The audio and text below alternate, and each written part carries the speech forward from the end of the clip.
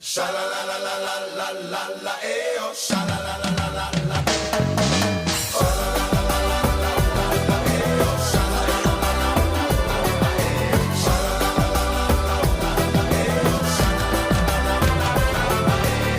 Let me tell you, yeah, baby, I got something to say.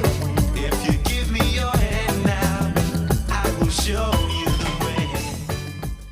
Estamos en el estudio de Concierto Punta, aquí, prácticamente a orillas del mar, el nuevo estudio de Concierto Punta, en la parada 3 de La Mansa en Shark, continuando con nuestro ciclo Historias de Verano. Y nuestro invitado de hoy es una personalidad que tiene características realmente sobresalientes en la cultura, yo diría también en un aspecto de lo que destaca Uruguay a nivel mundial. Estoy hablando del escultor Pablo Achogarri. Pablo, es un placer tenerte con nosotros. ¿Qué tal, Berge? Un gusto. Lindo estar acá. Pablo, hablemos de tus comienzos, de esa niñez de un artista del nivel que tenés, pero ¿cómo comenzó todo con tu niñez, tu adolescencia? ¿Cómo fue? Yo tuve una niñez bastante difícil, porque yo soy disléxico. Oh. En ese momento en la escuela no se sabía lo que era la dislexia, y entonces con grandes dificultades, ¿no?, en la escolaridad, y aparte era muy tímido, súper tímido. Entonces ahí yo me refugiaba en el jardín de mi casa en el fondo y plantaba, veía el crecimiento de las plantas, animales, me refugiaba en ese mundo. ¿Cuánto tuvieron que ver tus padres yo diría, en esa iniciación al mundo de la cultura, primero con la pintura, por ejemplo? Tu padre era de Joaquín Torres García. Sí, él conoció a Joaquín Torres García. Y bueno, yo tuve la suerte que en casa se hablaba de arte. Mi padre, que tenía un trabajo, pero los sábados y domingos se dedicaba a la pintura, entonces él pintaba y yo pintaba al lado de él, con los mismos colores. Entonces fue todo como muy, muy espontáneo. Mi madre escribía, entonces me acuerdo que los sábados mi madre en familia, éramos 3 hermanos, Alejandro y Marcos y yo, y entonces eran los momentos más lindos porque, bueno, ya había terminado la escuela o el liceo y entonces estábamos en familia y mi padre pintaba, mi madre escribía, recitaba. Y así empezó a entrar en mi mente ese camino que después fue el camino de mi vida. A los 11 años tuviste tu primera muestra de pintura. Es increíble que tan de niño ya estabas en el tema. Contame cómo fue eso. Bueno, porque yo empecé a pintar en realidad a los 8 años. Y mi padre tomó dos cuadros y los puso en un primer salón de expresión plástica infantil que se hacía en el Museo Nacional. Y entonces, así, ya. ¿Vos ibas a la escuela? Que Yo iba a la escuela, claro, cómo no. Iba a la escuela número 14, José de San Martín, en el Prado, en Lucas Oves. Y después Sí, en el Bauzá. Y después en el Bauzá. Entonces, y me acuerdo, íbamos caminando, nosotros vivíamos en Millán y Espinillo, íbamos caminando, y las caminatas te van dando también algo, te van dando la posibilidad de hablar, de charlar.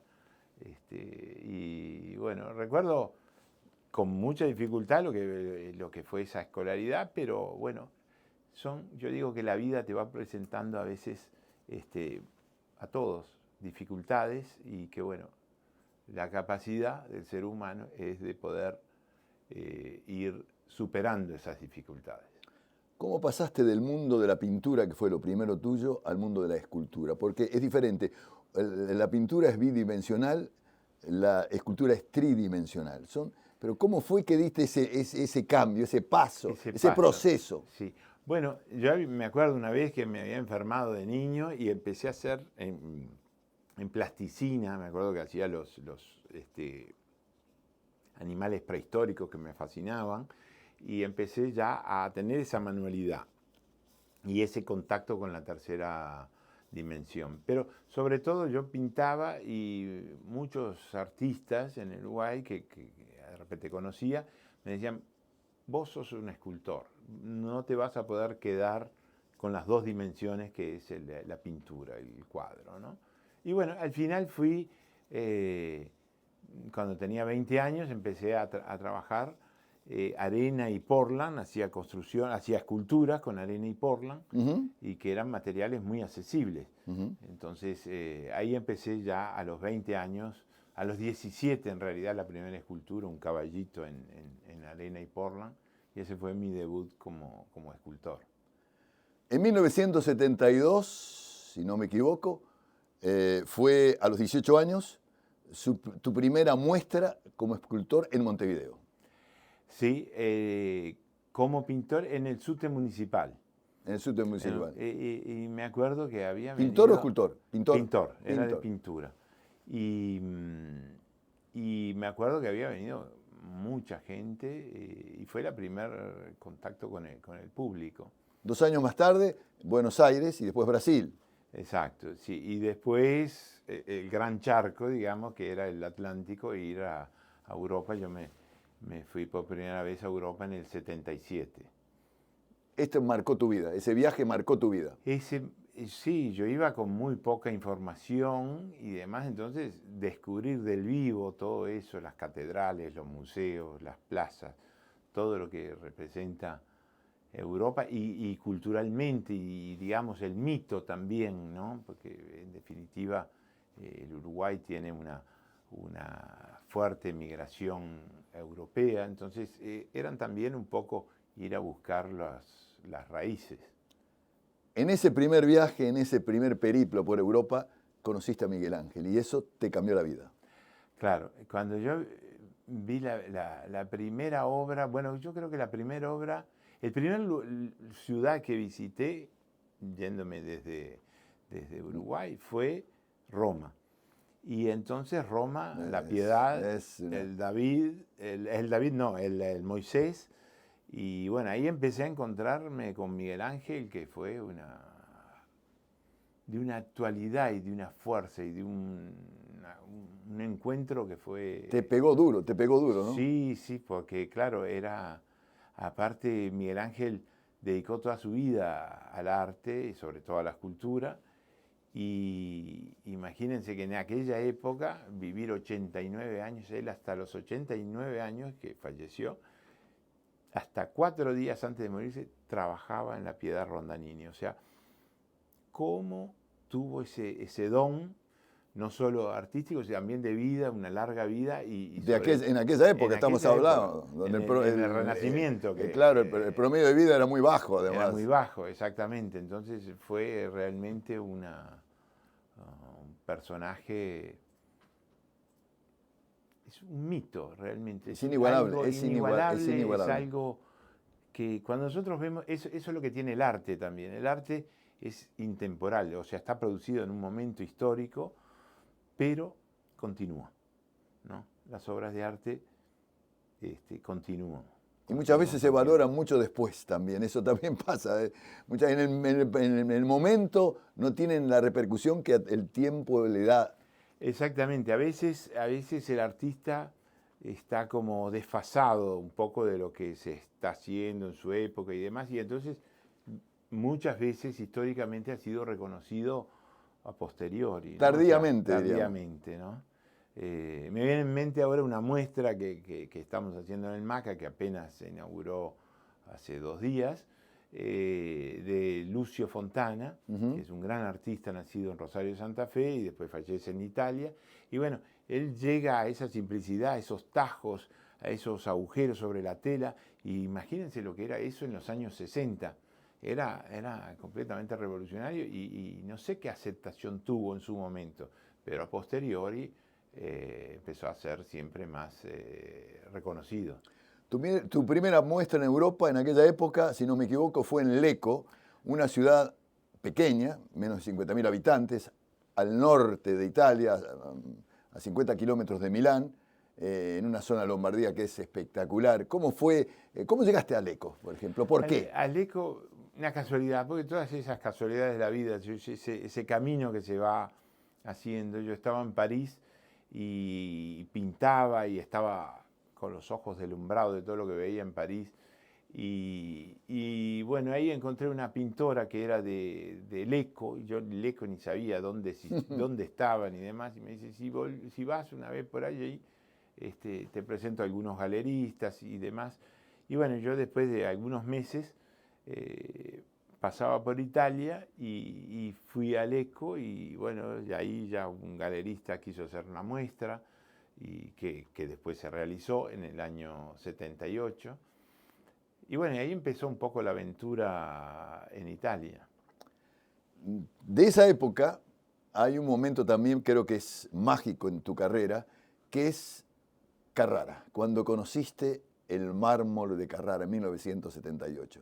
Y eso para vos fue otro de los impactos, creo, artísticos en tu vida, ¿no? ¿Cómo fue todo eso? ¿Cómo descubriste Carrara, lo que significa el mármol, fundamental en tu posterior carrera, ¿no? Bueno, ya hacemos, a tu pregunta, hacemos un paso atrás. A ver. Entonces, cuando yo estaba en sexto año de escuela, Sí. ahí en la escuela, la escuela número 14. En el Prado, En el Prado, y se estudiaba Europa. Entonces, la maestra había dividido la clase en equipos, y cada equipo, digamos, de 2, 3 alumnos, hablaba de un país. Entonces a mí me tocó hablar, el equipo donde yo estaba, me tocó hablar de Italia. Y entonces mi viejo, que mi madre era maestra, pero mi viejo se preocupó, fue al consulado italiano, encontró unos folletos, en vez de encontrar, yo qué sé, la Italia clásica, Roma, Florencia, la turística, encontró un folleto, porque esos folletos se ve que ya se los habían llevado. Entonces el que quedaba era del lago de Como y del mármol de Carrara. Entonces yo en esa clase a los 12 años hablé del mármol de Carrara y del lago de Como. Y hoy vivo en el lago de Como y trabajo el mármol de Carrara. Entonces, cuando yo fui a Carrara, era como volver a la infancia, volver a los 12 años en la escuela que había hablado de este mármol. Y bueno, el encuentro fue extraordinario, o sea, Carrara... Mágico sería, ¿no? Es impresionante. Ustedes imagínense lo que es unas montañas, los Alpes apuanos, y todos esos mármol silencioso. Es como ¿Qué te provoca un artista como vos ver ese mundo? Ese mundo, aparte de nosotros acá, no tenemos montañas, no tenemos grandes elevaciones, ¿no? de montañas, y ahí ver esa montaña, estar adentro, en el medio de ese silencio, cuando la cantera no trabaja, cuando trabaja es infernal, el movimiento, el ruido y demás. Y entonces ahí a mí me parecía ver a Miguel Ángel, a Bernini, a todos los escultores que tuvieron en el pasado. Esa misma cantera ya daba mármol para los etruscos, más de 2000 años atrás. Entonces era como, en un momento, como un flash, estar entrando en la historia, ¿no? Uno podía imaginarse que ahí estaba Miguel Ángel y los otros. Ahí creaste la Lumière, la luz, que fue tu primera obra también con mármol de Carrara, ¿no? Exactamente. ¿Qué significó para vos? Bueno, eso significó la Lumière, la luz. Era una escultura pequeña, de pequeñas dimensiones, unos 60, 70 centímetros. Y fue mi debut con el mármol, ¿no? Era como salir a jugar un partido sin conocer todavía las reglas, ¿no? Las reglas. Y entonces ahí empecé a trabajar esa obra y la hice en 11 días y después me la llevé a casa de amigos en Brescia, en tren. Eran medios muy limitados que Brescia. Imagínense llevar una escultura que pesa 100 kilos, más la valija, en un tren. Me ayudaron unos amigos escultores ahí, me ayudaron a ponerla en el tren y yo me fui 300 kilómetros a Brescia, donde estaban unos amigos Musitelli y que tampoco les sobraba la plata a ellos y vinieron con el carrito, Ferruccio Musitelli. Estamos hablando fines de los 70. Estamos hablando en el 79 exactamente. Y viene con el carrito de los bebés, de los nietos, a cargar a la estación de tren para cargar la escultura, que estaba casi terminada, pero la iba a terminar en su casa. Y él tuvo esa intuición, era un gran fotógrafo y fue sacando fotos, y esas fotos que después yo he publicado en varios catálogos y que está presente en el museo, en el MACA, la foto que yo empujo el carrito, que parece la foto de los Beatles cuando en Abbey Road, ¿no? Están cruzando la famosa Bueno, cebra. yo estoy ahí con el carrito y él se dio cuenta que era un momento histórico, porque con una foto ya mostrabas cuál era el medio de transporte. Uno lo hubiera llevado en un coche, pero el coche no estaba. Entonces era el carrito de bebé. Un año más tarde hiciste tu primera presentación, tu primera exposición en Milán, una ciudad que tiene una clase en moda, en categoría. ¿Cómo fue ese encuentro en Milán de todos los expertos que vieron a un joven uruguayo? También era difícil, porque yo me acuerdo que la primera exposición de Milán era de pintura, porque yo pintaba en ese momento, la escultura estaba ahí, pero todavía no era no había hecho nunca una muestra, no tenía la cantidad de obras suficiente para hacer la muestra. Entonces se hizo la muestra de pintura y bueno, ahí fue digamos, el encuentro ya con una ciudad, con toda una historia artística muy importante, que capital de la moda, capital del design. Era un granito de arena en medio de la playa. Sí.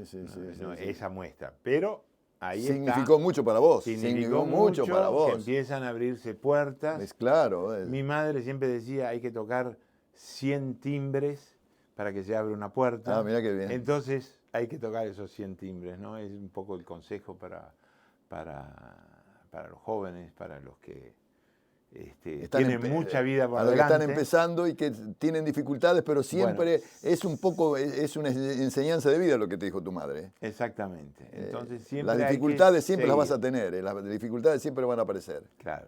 Y uno no puede ni pretender ni esperarse que se va a abrir una gran puerta y con una alfombra roja. No, hay que abrir, aunque sea una rendijita de la puerta para poder empezar a mostrar lo que uno hace y lo que uno es. Podés llegar a lo más alto, pero nunca por un camino que soñás que es el ideal. Podés llegar, pero siempre de diferentes formas. La vida tiene eso, es el destino, lo que Dios nos indica, ¿no? Porque generalmente uno llega, lo comentábamos hace instantes, a determinados lugares y dice, pero yo, ¿cómo llegué? De una manera, si yo tenía otra cosa, y te va llevando el destino hacia lugares que realmente vos querías llegar, pero no de esa manera, ¿no? Es un poco la vida.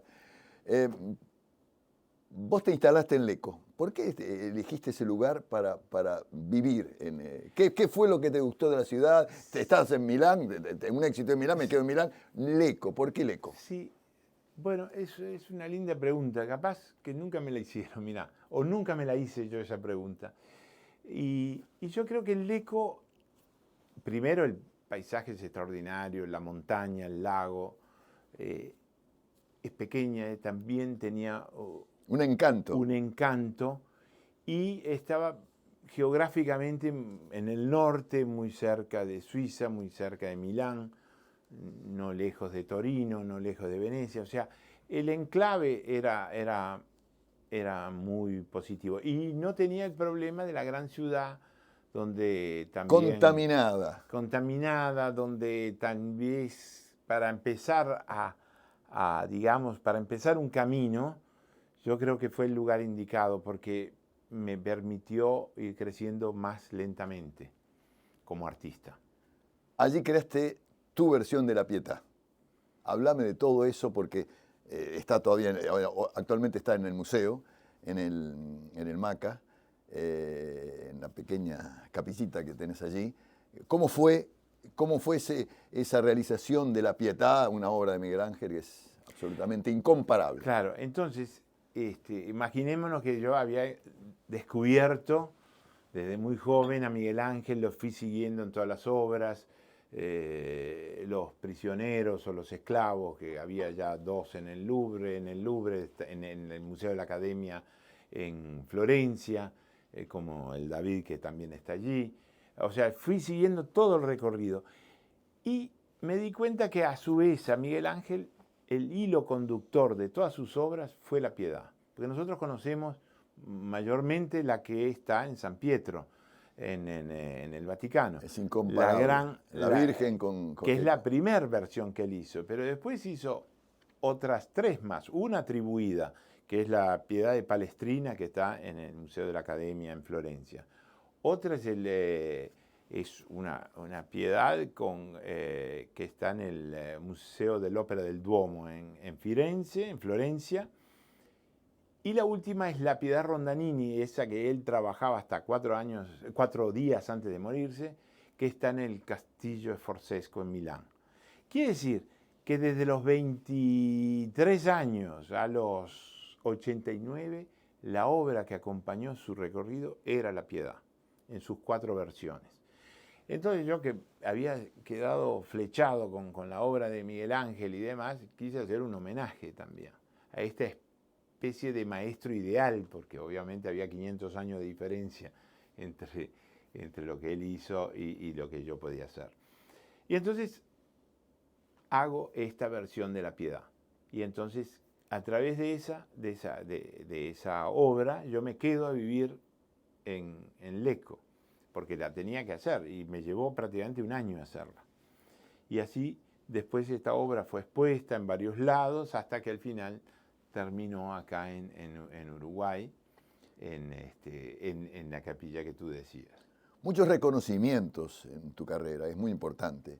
En el 2002, por ejemplo, recibiste el premio Michelangelo en Carrara por todo lo que significó tu trabajo, fundamentalmente con el mármol, todo lo que hiciste, toda la escultura y el cambio que le diste al mundo de la escultura con la participación de un elemento como el mármol. ¿Qué significó para vos ese premio?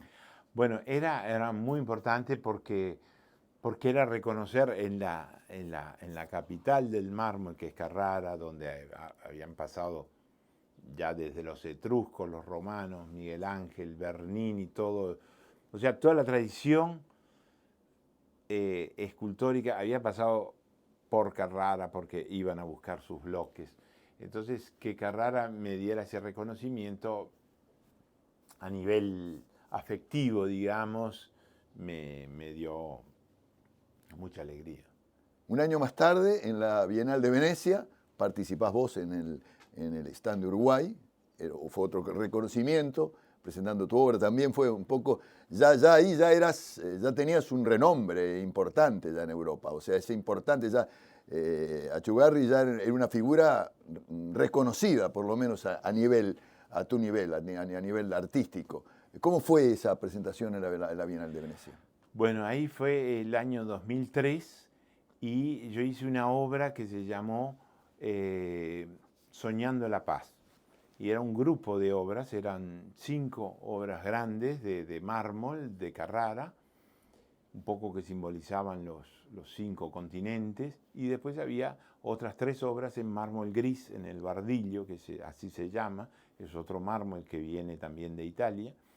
Y bueno, hice esa instalación y recuerdo que esa instalación, para ponerle anécdotas que vienen al caso, cuando yo sé que voy a participar en la Bienal de Venecia, estaba en un restaurante y con unos amigos coleccionistas belgas y me dicen, ¿por qué no nos dibujás en la servilleta lo que tenés en mente? Y yo hice un dibujo de lo que pensaba hacer. ¿En ese momento? En ese momento. Y era durante una feria de arte en Italia, en Bolonia, y al otro día vinieron y dicen, ¿cuánto querés por la servilleta? O sea, por el proyecto. Ya ellos querían comprar la obra antes que yo la hiciera y demás, y bueno, y así fue. O sea, esos coleccionistas creyeron en el proyecto y compraron la obra antes de hacerla. En el 2007, ya en Uruguay, o sea, vos vivías en 2 lugares, en Lecco, en Italia, y te habías instalado en Manantiales, aquí en Punta del Este, si no me equivoco. Sí. En el 2007 decidiste fundar o crear la Fundación Pablo Echegarri. Contame cómo surgió la idea, por qué ¿Cuál era qué tenías en mente? ¿Cuál era el objetivo que tenías con esa fundación en ese momento? Claro, en ese momento vamos justamente un pasito atrás, ¿viste? Vamos. Para No, hilar todo. Claro, sí. Después de esa presencia en la Bienal de Venecia, Ajá. yo conozco una pareja de argentinos que frecuentaba mucho Punta del Este y me invitan a hacer una muestra en una galería que ahora no está más, que se llamaba Tejería Lopacher. Entonces, Sí. yo termino haciendo esa muestra y yo todavía le digo, Pedro se llama él, y le digo, Pedro, pero yo en Uruguay no se conoce mi obra, ¿qué voy a ir a hacer? Entonces él me dice, ¿y si yo te compro toda la exposición y la exponemos? Bueno, ahí la cosa es diferente. Y así yo redescubrí a Punta del Este en el 2004.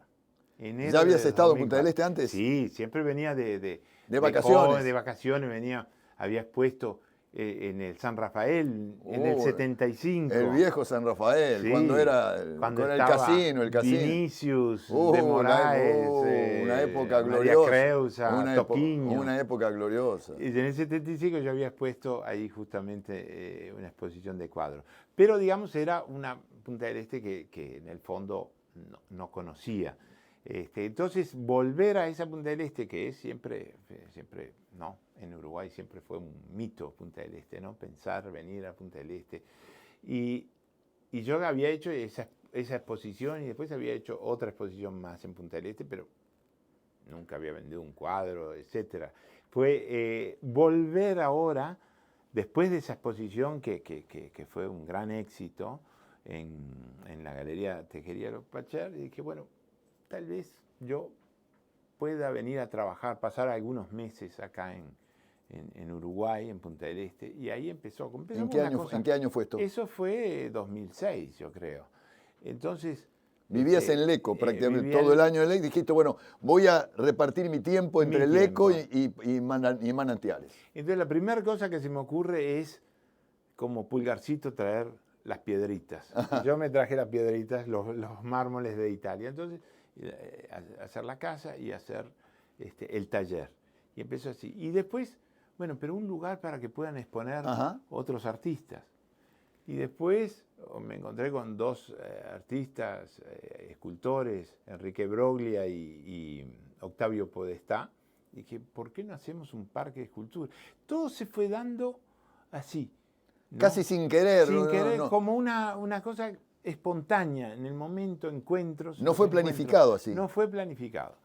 Y así fue creciendo y fue creciendo hasta que, bueno, después un encuentro con Carlos Sot y ya con un querido artista que falleció, Wilfredo Díaz Valdés, y él preocupado por las obras, y me dice, yo estoy preocupado por las obras, y digo, mira, yo hago un museo y ahí puede quedar una obra tuya y que quede para siempre, que quede la visibilidad. Y bueno, y después de ese encuentro con este escultor, yo decido hacer el museo. Y después me di cuenta que es el tema de muchos artistas, qué va a pasar con la obra, dónde va a quedar, demás. Y entonces empiezo con este proyecto y ahí fue el gran encuentro con Carlos Sot, que es un genio, un extraordinario... un visionario. Aparte un entusiasmo. Él se agarró un entusiasmo que era casi más grande que el mío. Entonces, a su vez, después vino la pandemia. Entonces, él que viaja siempre, no podía viajar, yo tampoco viajaba. Y entonces nos encontrábamos todos los martes en casa a comer milanesas y a proyectar nuevas cosas. ¿De qué año me estás hablando? ¿2018, 2019, por ahí? Y sí, porque el museo yo creo que se inauguró. ¿El del 2022? Ahí está. Quiere decir que eran... ¿Cuánto tiempo te llevó todo? Desde la idea original hasta la y conclusión. Yo creo que fueron 3 años así, entre la proyectación y la construcción.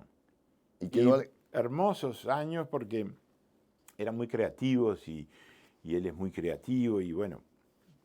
y a ver qué pasa, que se utiliza, y se utilizó la madera uruguaya de eucaliptus hay mucho de madera, pero no es estaba en ese momento la tecnología, entonces para hacer esas grandes arcadas, digamos, esas grandes vigas del techo, y entonces que cada una de esas vigas son diferentes, ¿no? Tienen un ángulo diferente, entonces la madera se mandó a Europa, a Francia, se hizo el proceso de laminado y de cortado y volvió. Y a mí me parecía un poco la parábola de los tantos uruguayos que van al exterior y después vuelven.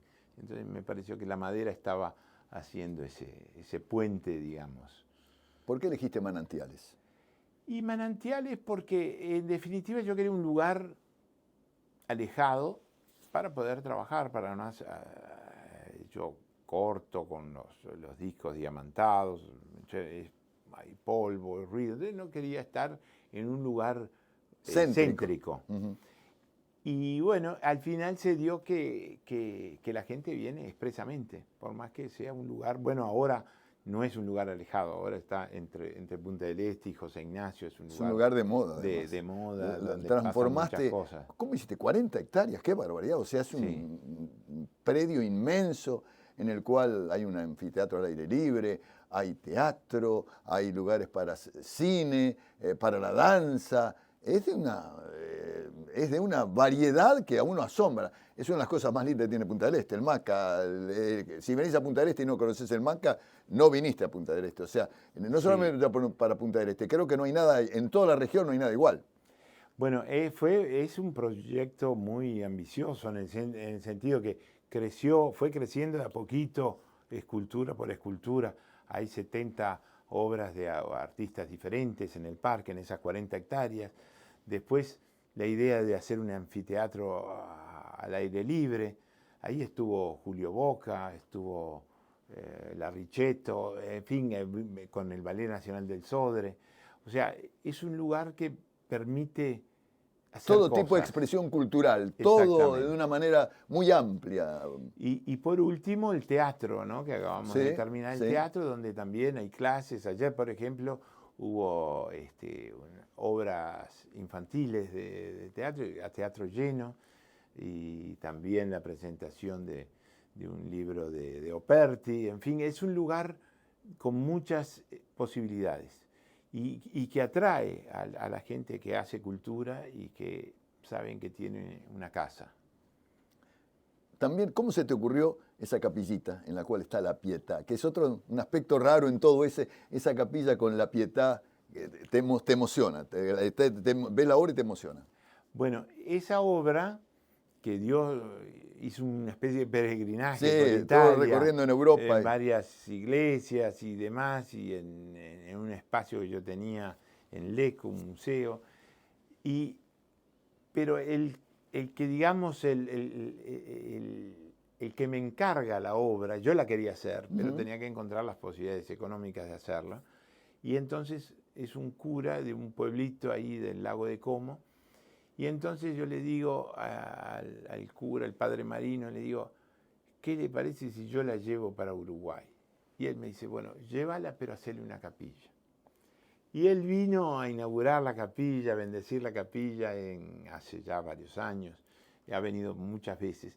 Y él fue el que me había encargado, o sea, yo quería hacer esa primera escultura en mármol, la Lumière que tú decías primero, en el 79, y él dice, hacela para mí. Y cuando inauguramos el MACA, él donó la escultura para que siguiera en el MACA, lo cual me emociona. No, realmente emociona ver la capilla, emociona, que es muy simple, pero esa obra es realmente... Es un proyecto del arquitecto Nogués, que es nuestro director del museo, Leonardo Nogués, y hizo esa capilla con mucha austeridad, con mucha simplicidad, donde viene la luz cenital y la escultura está sola allí, y bueno, es un espacio de reflexión y bueno, se hacen misas al aire libre. Padre Hugo viene a hacer misa, o sea, todo lo que pasa allí en el MACA, en el parque, está muy animado. Empecemos por la naturaleza, porque hay 40 hectáreas y estos lagos ahí han atraído nuestra fauna, entonces hay carpinchos, zorros, zorrillos, en fin, liebres. Es hermoso la convivencia también del ser humano naturaleza pura. con la naturaleza. Ya eras muy conocido y ya respetado, entonces estamos hablando en épocas cercanas, y en el 2020, en Sotheby, en New York, se remata una obra tuya en $650.000, una barbaridad de plata. O sea, ¿cómo fue ese? Ya cuando llegaste a esos niveles ya estás en las grandes ligas, ya estabas en las grandes ligas.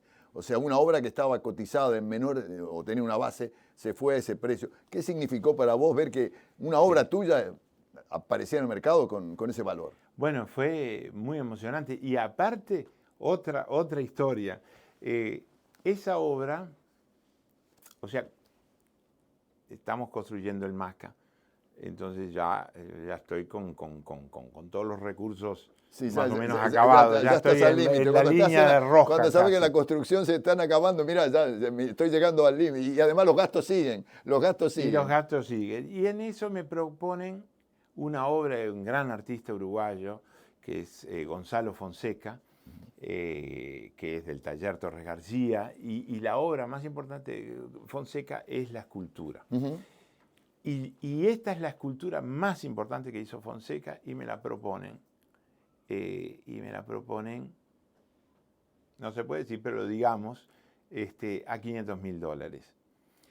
Y yo dije, esto es patrimonio del Uruguay, esto tendría que venir acá, pero yo estoy con la lengua afuera. Entonces me proponen de hacer mitad de esa obra, el pago de la mitad en obras, en canje de obras mías. Y yo doy 2 obras en cambio para cubrir la otra mitad, esos $250.000 que faltaban.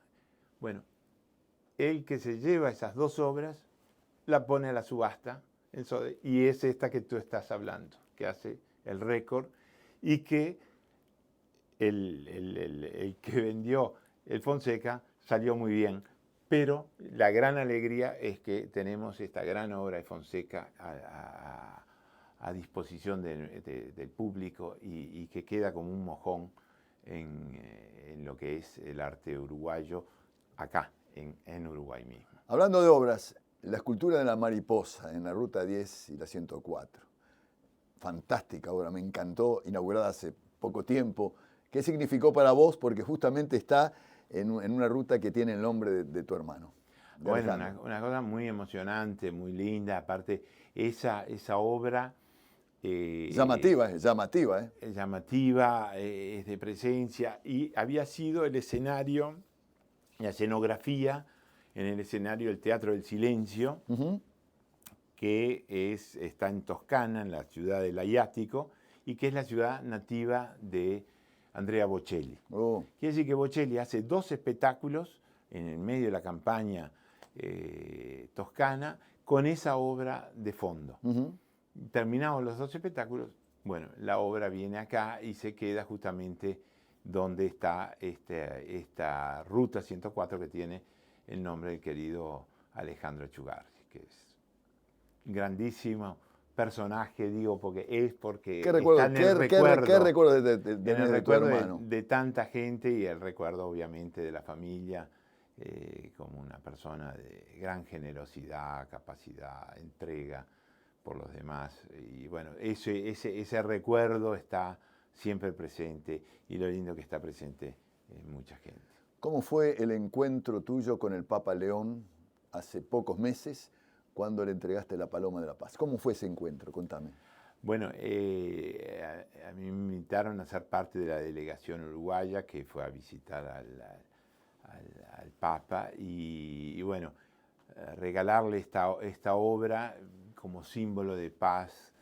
El Papa, que siempre aboga por eso. Aboga por eso, y los conflictos que existen en todo el mundo, digamos, pensar en aportar un pequeño granito de arena, por lo menos en pensar en símbolos de paz. Fue un momento muy emocionante, muy ¿no? emocionante, muy íntimo. ¿Hablaste con él o sea, tuviste un... Tuvimos ese encuentro que nos saludó, Muy fugaz, muy fugaz, pero bueno, a veces la comunicación es a través de los ojos, a través de... a mí me tocó darle un libro sobre mensajes de paz, donde estaba publicada La Paloma y todo era... Y también frases de varios premios Nobel, siempre pensando en el tema de la paz, ¿no? Y bueno, es entregarle y recibir ese libro me pareció una cosa que estaba suspendida en el aire. Son momentos únicos, son momentos mágicos. Mágicos de gran emoción y lo que digo, a veces la comunicación no se hace solamente a través de las palabras. No, simplemente hay miradas y hay actitudes que a uno hablan mucho más que una palabra. Y hay cosas que son absolutamente mágicas, como decía. ¿Cuál es tu obra favorita de todas las que hiciste? Que son muchas, ¿eh?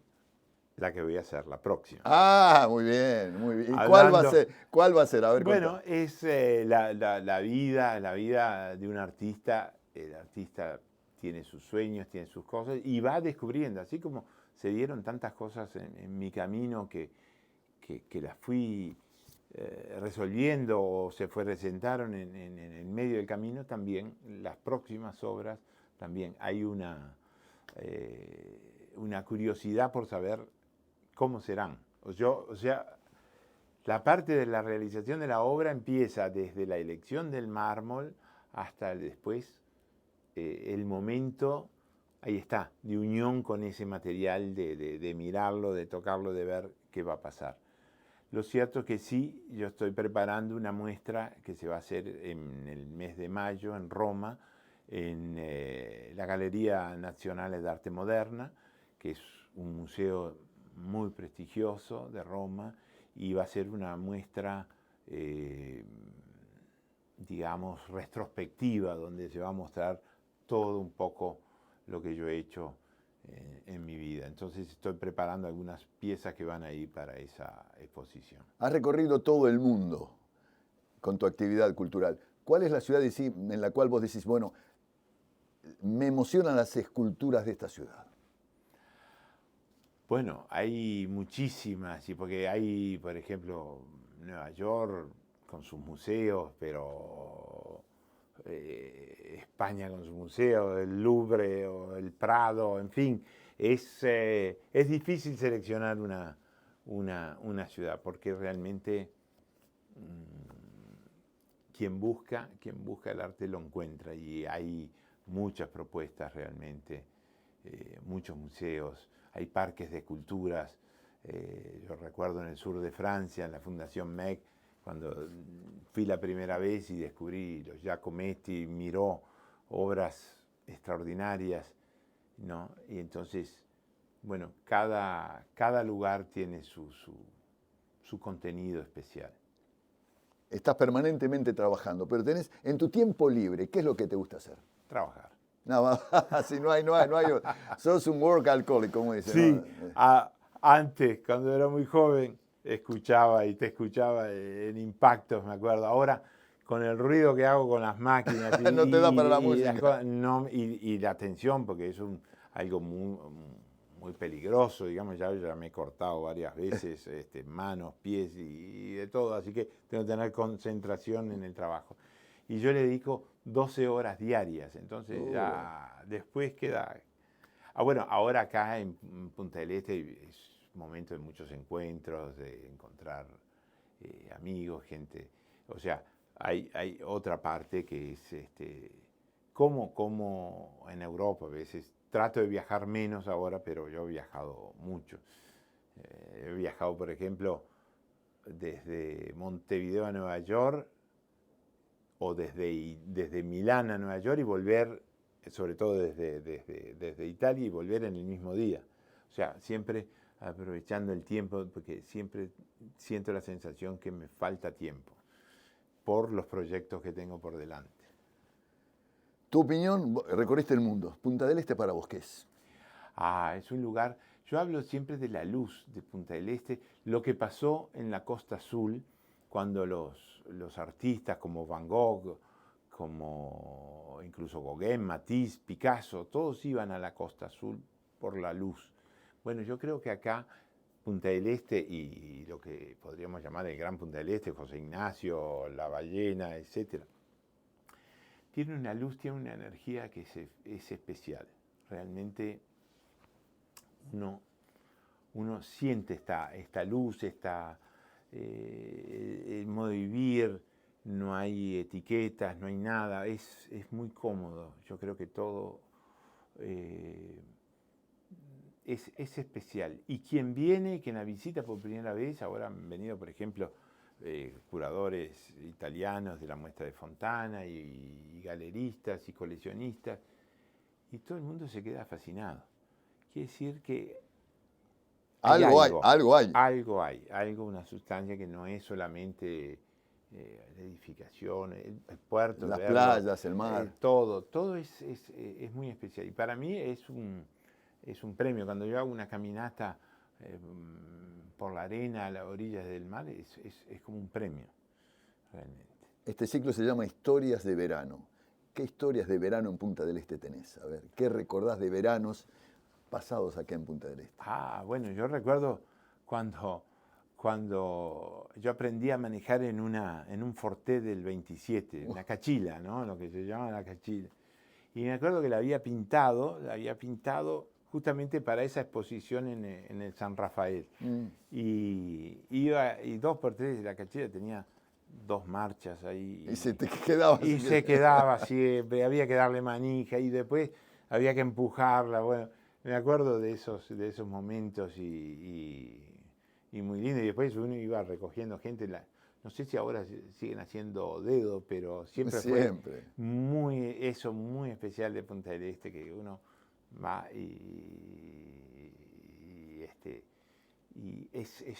se integra mucho todo, yo creo. Y bueno, tengo esos recuerdos y después siempre más la exposición, la primera exposición de esculturas que hago ahí en lo de tejería, después siguieron siempre estoy cargado de lindos recuerdos de Punta del Este. Un tema que nos preocupa a todos y sí, creo que te preocupa a vos también. La paz en el mundo. ¿Qué está ocurriendo en el mundo? ¿Qué está ocurriendo? Vos le entregaste la paloma de la paz al Santo Padre. Pero ¿qué pasa con el mundo que está... yo no sé, el ser humano, ¿qué piensa o qué está pasando? Contame, a ver, ¿cuál es tu opinión? Lo que pasa es que yo creo que el ser humano todavía no aprendió a vivir en paz. Porque el tema de las guerras lo arrastramos desde...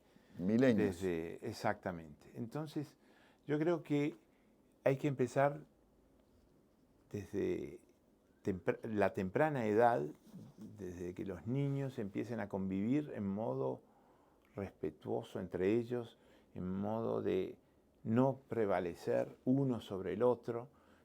Entonces, la educación es la herramienta más importante que tenemos para entender que a su vez el mundo no es nuestro, que nosotros somos huéspedes de este mundo, ¿no? Porque pasamos por la vida. Bueno, pasar de la vida de la manera más armoniosa, más respetuosa, respetando a los demás.